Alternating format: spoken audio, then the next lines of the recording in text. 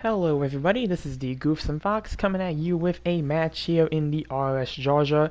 And I know what you're probably thinking, but Goofsome, you don't post on Fridays. Well, this is a match I got today, and it was a very interesting one, so, I decided to get it out today because I don't want to prolong it and not use it because I have been meaning to make an RS-Jarja video for quite a while now, so I figured today, Friday, would probably be the best day since, well, tomorrow's going to be the Saturday stream and Sunday's video has already been recorded, so if I post any other day and I feel like a Wednesday, probably will just be too late by then, or I might just get another video that gets prioritized over it.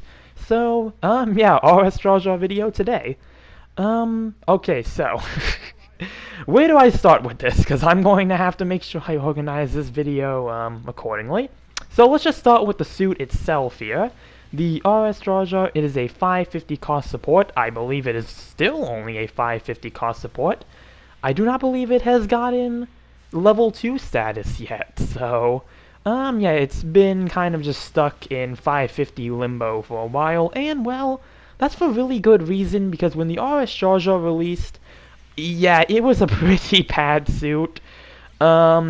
The goal I think that the devs were trying to get with this suit here was that they were trying to make a more melee-oriented support, which is definitely an interesting combination, because you do have melee combat controller, and you have melee priority level 2, so you can clash with generals, with most generals, and then that means you can actually clash over, I think, a majority of supports. I know there's not that many supports that carry the level 2 melee priority, so if a support tries to melee you, yeah, you can probably overpower them.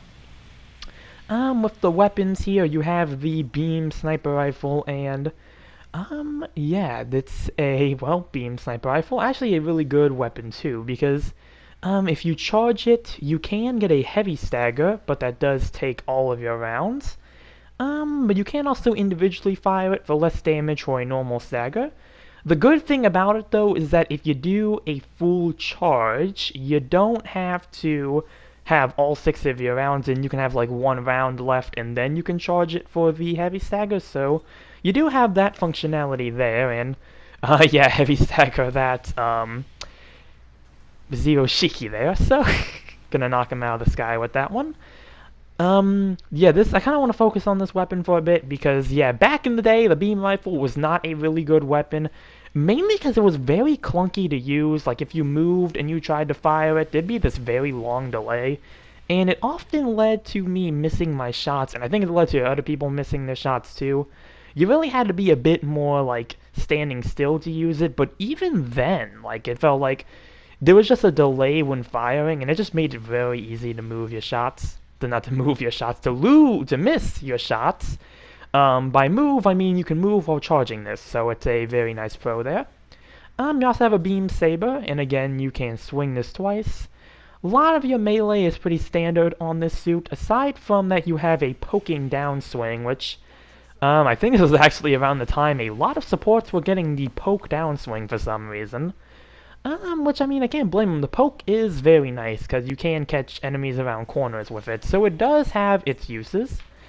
You have some shoulder missiles, and, oh, these shoulder missiles, these have always been, like, my favorite weapon on the suit, and ever since the changes, it is very easy to combo into them with the beam rifle, because what I'll usually do, when I do it a few times this match, you do a full charge with the beam, and you only see it right here, get a heavy stagger, and just straight up go in with the grenades.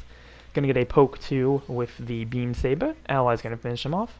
So yeah, and you can fire these while moving as well. Moving and boosting, so very nice missiles. And you also have some grenades. These are your pretty standard grenades, but they do actually some pretty decent damage. And they also can be thrown fairly quickly, so yeah, overall, just some really good weapons on this suit. Some really good changes to these weapons over time, too, because, like I said, back then, yeah, this suit was not that good. I'd say now, these days, since it's been buffed a couple times, actually, it's gotten a lot better. And since I've been playing it more, it's been a lot more fun to just use. And that was like just the main thing back then. It was like the suit just wasn't fun to play.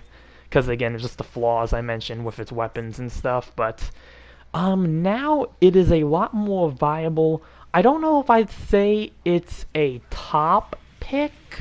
Like, I mean, if you want to use this in quick match, I'd say go ahead, because that's where I commonly see it. But, in rated, I'd say it probably just depends on your map and team setup. Because, again, I mean, the suit can do really well, especially by today's standards. So, definitely very nice there.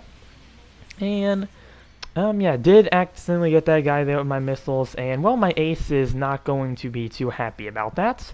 This actually ain't gonna be the only time, though, that this happens.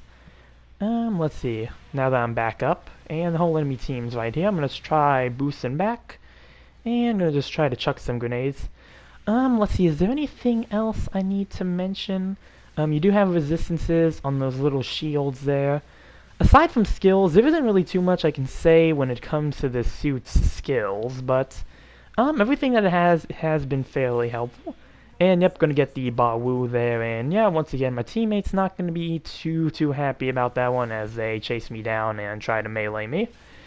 Like for this, I do understand the first time they meleeed me, but I'm not gonna leave an enemy Bawu alive, because the Bawu can eat me for breakfast, lunch, and dinner, so probably best I get rid of them while I can. Nothing against my ace this match, but yeah, just just GBO2 things.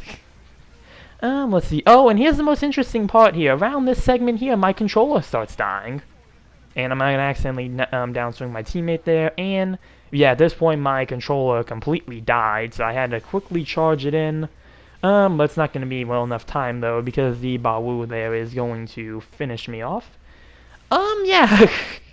Like I said, this video is a whole mix of things going on from very good RS-Jarja match to getting attacked by my own ace to controller literally dying, so...